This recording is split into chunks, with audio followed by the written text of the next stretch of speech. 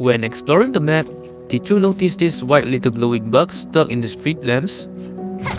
These are called the Silkflies and they can actually be found throughout the entire kingdom of Falun. The obvious depiction is that when you defeat the fourth chorus, whole swarm of Silkflies are free and fly out of the eyes of the construct. More of them can be found relating to the mechanical constructs and architects at the Citadel.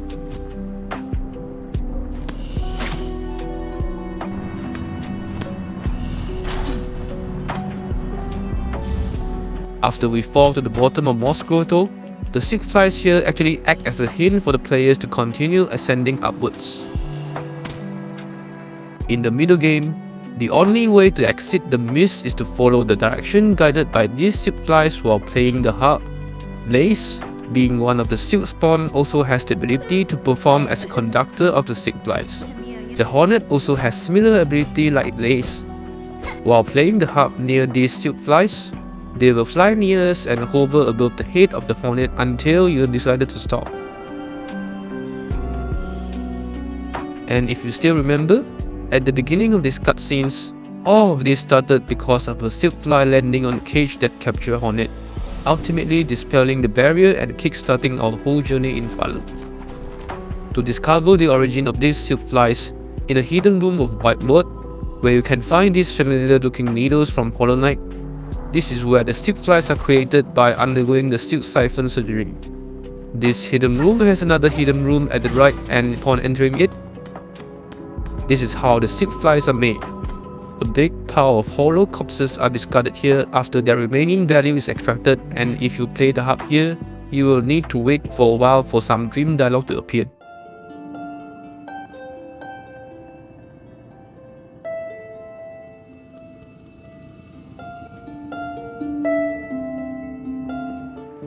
Alright, this next secret is particularly helpful in the long run and I just found out recently. Going to the Pilgrim Rest Merchant requires you to pay 30 rosaries every time you want to enter. Once you enter it, the door behind you will automatically close unless you step on the platform. Nothing happens if you hit the contraption when the door is closed, but if you hit the gears inside when the door opens, voila! The door will always be open from now on and you don't have to pay anything afterwards, but someone is gonna be quite pissed that you ruined his scheme. There are a lot of useful traps and tools in the game, and one of my favorite is the Silkflies, as they can deal a lot of damage if you are struggling with a certain boss. The Silkflies can attack around 5 times before it breaks, and if it has one remaining hit left, you can see some metal fragments shedding, indicating that it's about to break. The same goes with the purple Silkflies. The hanging enemies in Putrefied Ducks will also eat your Silkflies if they got too near, and will get poisoned too if they eat the purple ones. Not just that, the Silkflies will rest with you when you sit on the bench and interact with the harp, but without any dialogue.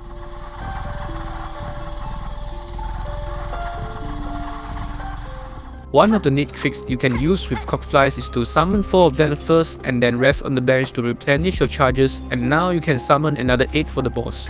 So you have 12 Silkflies in total ready for the battle. The Vote Vessel is another unique tool, as it's the only tool to have 2 different variants. You can manually change the Vote Vessel into the Spear form or the Bola form when resting at the bench, and both of them actually deals a little bit of damage when the projectile hits the enemies.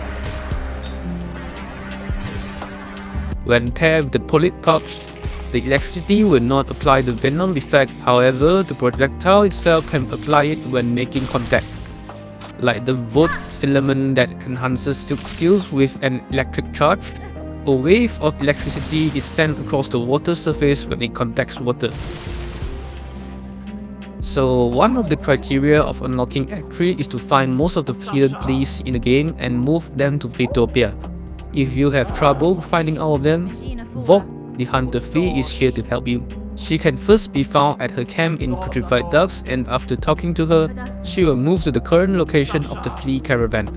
For a small price of rosaries, she will pin the hidden fleas of that area, making it easier for you to find them.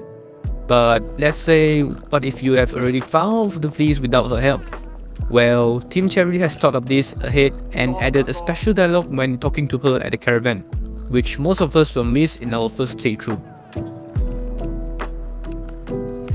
Not just that, if you don't have a map when talking to Vog, she can't actually pinpoint the location of the missing fleas for you, and she has this to say.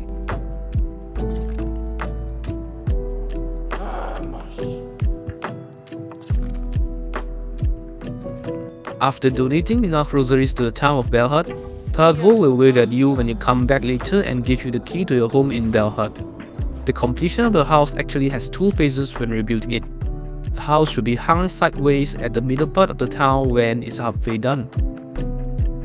The paint job of the exterior bell also has a work in progress phase with a ladder leaning against the wall. Upon entering a home and when you rest on the bed, Hornet will actually lie down sideways if you don't press anything for a while. She also has a unique animation if she checks the map while lying here. Your home also swings a bit to the left and the right if you look closely, because obviously it's a bell hanging. And this also happens at the Pin Master shop.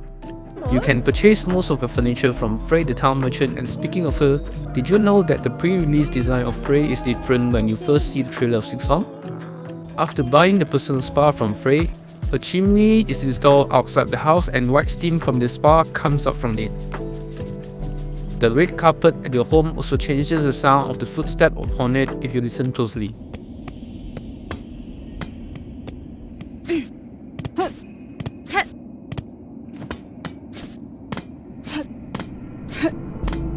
So after beating Grandmother Silk and going for the Act 3 plot, you will unlock the Abyss menu style here at the Extra tab. Now if you turn off the music volume, you will hear some disturbing background sound effects. But if you speed up the audio here by around 8 times, you will hear something quite familiar.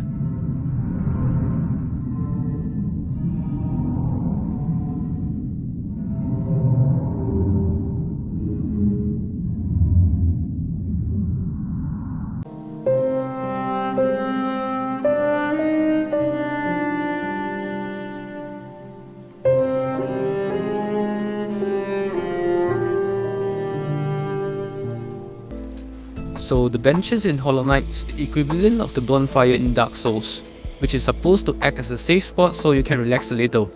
Well, unfortunately, not all of them are safe, as there are a few exceptions. I think most of y'all, like me, are trolled by the devs for the first time when we sat on this bench in Hunter's March. And this bench in Balwater.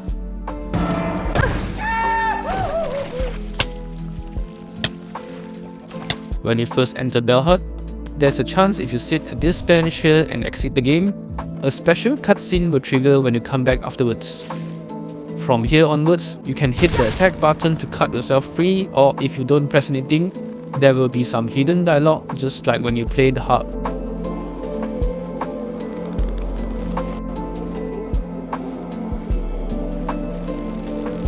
In the Sinner's Road, there's a bench that is malfunctioned and needs repair, and the way to fix it is to go through a series of traps and spikes and hit the vines to free the contraption.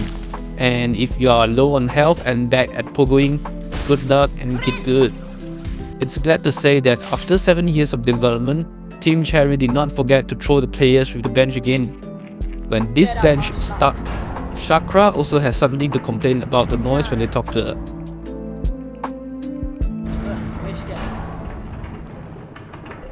If you cut the vines first before paying for the bench, the contraption below will not rotate until you decide to pay for it when you go back above. The game has a lot of minor details and interactions that is interesting, and I haven't had the chance to include them previously, so let's start with some of them. While you're falling from a high place, fall damage does not exist in this game, but Hornet will be staggered a bit when she lands. If there are any background NPC or bugs around her, they will have a surprise respawn upon her landing. The rosaries and shards nearby will also jam a bit when you land. Not just that, they can fly off the air current in far fields and float on water. The shell shards, however, will only float for a while and sink after some time if you don't pick them up. Rosaries are the common currency used while purchasing items in the game, but this isn't actually their first appearance. Back in Hollow Knight, there are a few containers in Deep Nest that contain black rosaries when you smash them open, which can also be found in Silksong at the bank of the High Halls. The board at the Colosseum of Fools before you start any trial also has some red rosaries too. There are 3 variants of rosaries that can be dropped in the game, which is the common red rosaries, the shell rosaries, and the pearl rosaries, and each has its own value. The shell rosaries are made out of shell sharks, so like their material, they will sink after a few seconds, and if you are paying attention, not all the bugs in the game drop rosaries when they are killed. The usual ones are the pilgrims because they need rosaries for their praying, ritual, and pilgrimage. Some pilgrim bugs use a whip made of rosaries as a weapon. The lower class worker bugs in Underworks drop only a small amount of rosaries because their pay per hour is probably a decimal number and it costs money for them to take a rest or make a confession. If you decide to become a slave worker of Harlem, try running on this treadmill here with Loam. For each complete cycle, the machine will give you 1 rosaries, which is not rewarding if you ask me. Oh, did I forget to mention, there's a chance that the machine will not give you anything even if you complete a cycle. So that was a fucking lie. So yeah, at least it's good to know that Loam is finally free after the events of Act 3. Let's move on to the positive part. Going to the upper class of the Citadel, the bugs here drop way more rosaries and probably has the best farming spot around the first shrine. The crows in Greymore drop rosaries too because crows tend to collect shiny things in real life, and after you install the crow bell in front of your house, it will generate rosaries and shell shards from time to time. Ants in the Forest of the Hunter's March will also pick up corpses and items after a while, and even your poison tags. Okay, let's go. A site.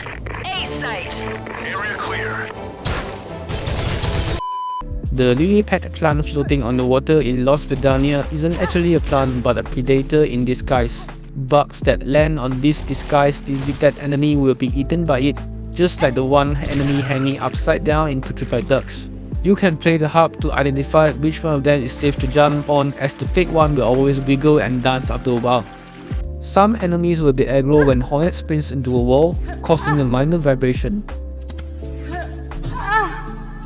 While healing the character, the animation will sometimes knock off things around her like this chair in the background.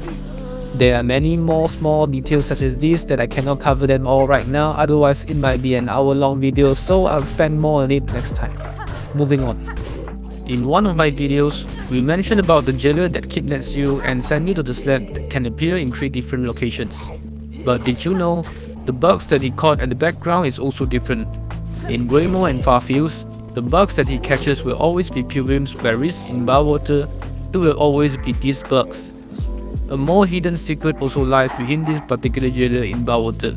If you manage to find the key of the apostate first and enter the slab prison without being captured and transferred, go back to the jailer and you will see that it's actually dead now and the cage behind him is destroyed.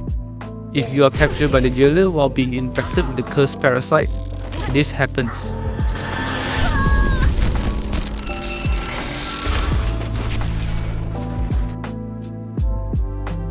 Hey, you're finally awake. While being captured by the jailer, opening the menu however does not allow you to exit the game.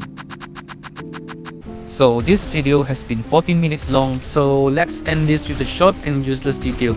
Some of the shopkeepers in the game have a call bell on the counter and it works most of the time when you hit them, like the ones in Deep Docks and Pilgrim Rest. The only one that doesn't work is the shop at Bellhome, so maybe it's a bug that will be patched in the next update. Frey can also sometimes be found sleeping and snoring when you visit Bellhome. So that's all for today, and I hope you enjoyed the video, and if you do, please consider to give a like and subscribe. Thank you for watching, and this is the end.